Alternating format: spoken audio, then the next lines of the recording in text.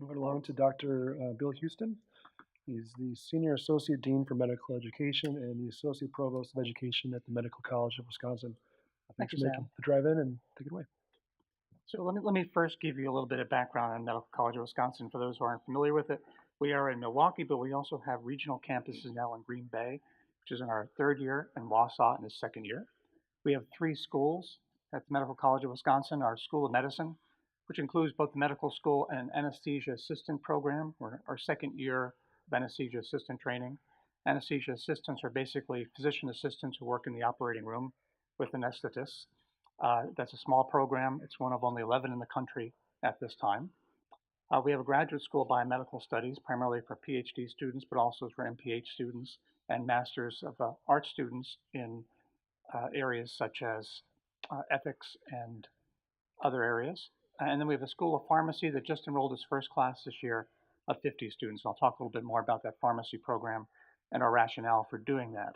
We're a research intensive university, bringing about $250 million to the area in research funding. Today, I want to focus on three programs that we have at MCW that relate to workforce development and workforce promotion. The first is the development of our two regional campuses in Green Bay and in central Wisconsin, which is in Wausau. And while I put these up as regional campuses in Green Bay and Wisconsin, or in Wausau, the clinical training sites for these two campuses extend as far west as Eau Claire and as far northeast up into the Upper Peninsula of Michigan. So it's really the upper half of the state that is our target, not just Green Bay and Wausau. And I'll spend most of the time on that of my allotted 10 minutes. We'll talk very briefly about the pipeline programs that we have to develop students from underrepresented backgrounds in medicine who are in southeast Wisconsin to get them into health professions, specifically into medicine, pharmacy, and into research careers. And then I want to spend just a couple seconds focusing on our School of Pharmacy and how that's different than other schools of pharmacy. And our vision for our graduates are going to be different providers than the typical pharmacist graduating from a pharmacy program, and how that will have an impact, we hope, on workforce development. So let's start with our regional campuses. We're really responding to a call from the Association of Medical Colleges about a decade or so ago that said we needed to increase the number of physicians by 30%. And that's mainly to meet many of the supply demands we already talked about, an aging population, for example.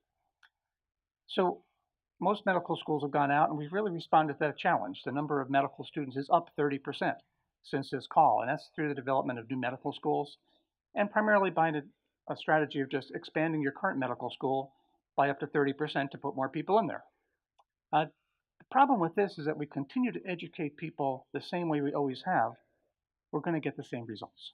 So if we have gaps in our service delivery, if we have gaps in the disciplines that we need to deliver that care, we're not going to solve it by producing 30% more of what we have now. We have to have a different strategy if we're going to have physicians locate in geographically underserved areas and go into areas of medicine that are now underpopulated by physicians, such as primary care and psychiatry.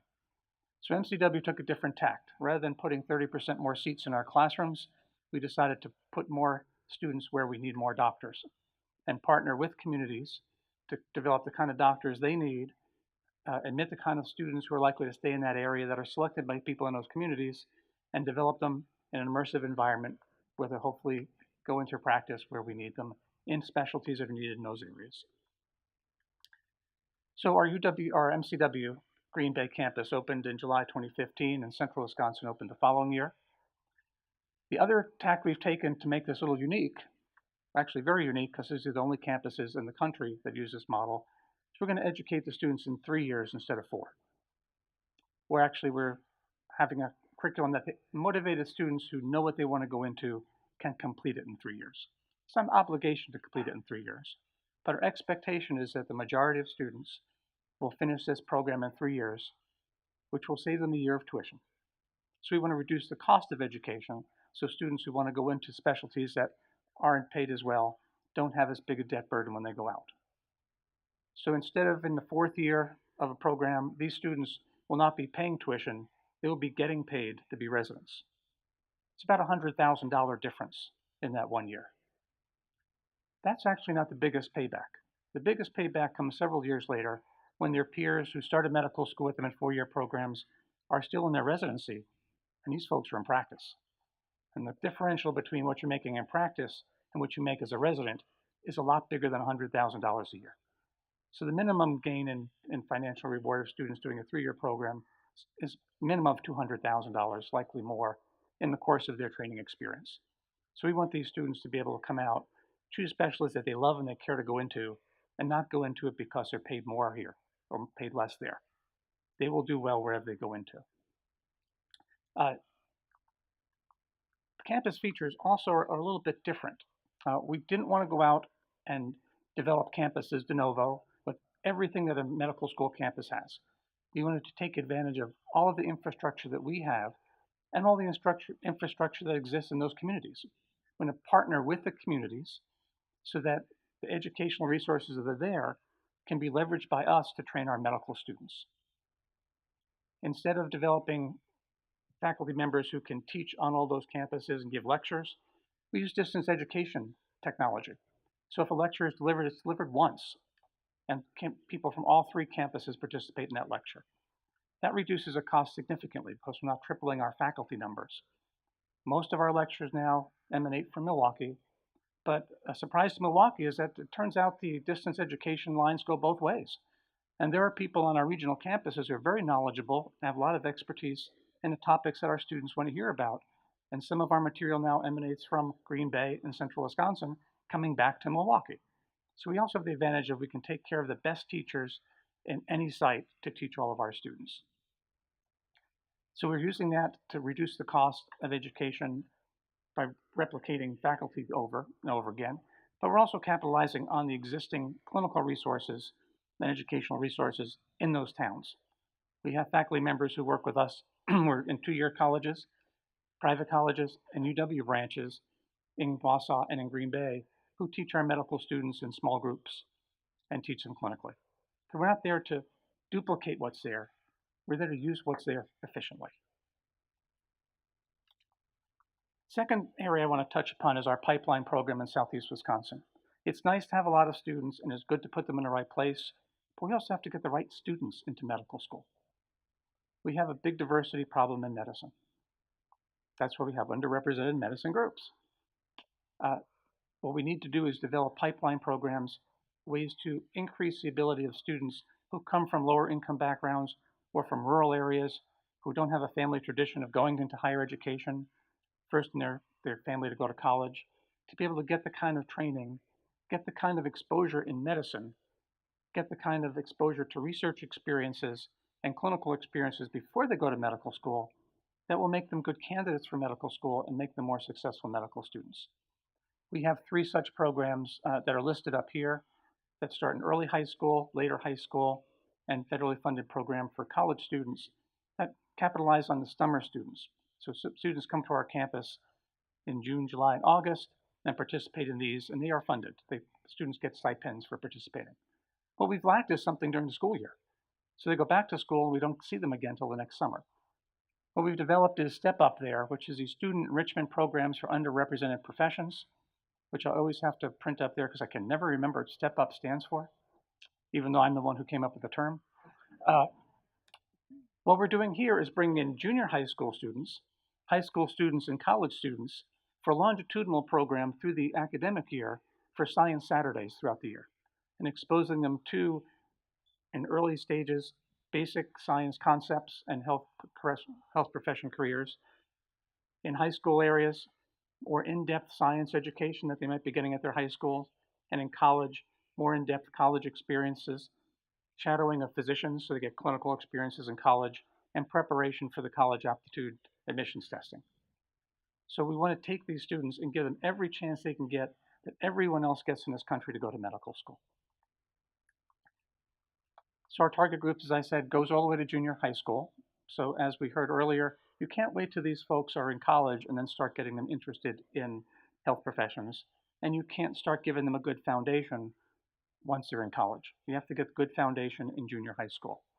We have partners in our school system in Milwaukee County, partner schools who identify talented and committed students and parents, because this is not just for students. We also include parents in this program who enroll and go through junior high school and then graduate into our high school program. And then hopefully we'll graduate into the college partners we have in the Milwaukee area. And then hopefully come to medical school. And if they come to MCW, that would be great. If they go to UW, that would be great. Important thing is that they become health profession providers, not where they go to school. Currently, we have about 80 students in our program, and this is our second year of enrolling students. So we're feeling pretty good about the number of folks here. We don't have any outcomes of how many are going into health professions education programs right now. Most of them are probably still 14, 15, 18 years old. And hopefully they're not physicians yet. Pharmacy school, our goal in standing up a pharmacy school isn't to just be another pharmacy school. Our goal is to produce the pharmacist of the future, a healthcare provider who will be an integral member of healthcare teams managing the medical and pharmacological issues of their patients. So somebody who doesn't see patients in my clinic after I write a prescription, but sees patients before I write a prescription so that I write the right prescription. And so we organize their medications in the way that will be safest for the patient and most effective for their care. So we're integrating the education of these students with our medical students throughout their training. And we hope that the first class will graduate in 2017 because, again, instead of a 4-year typical program, this is a 3-year program.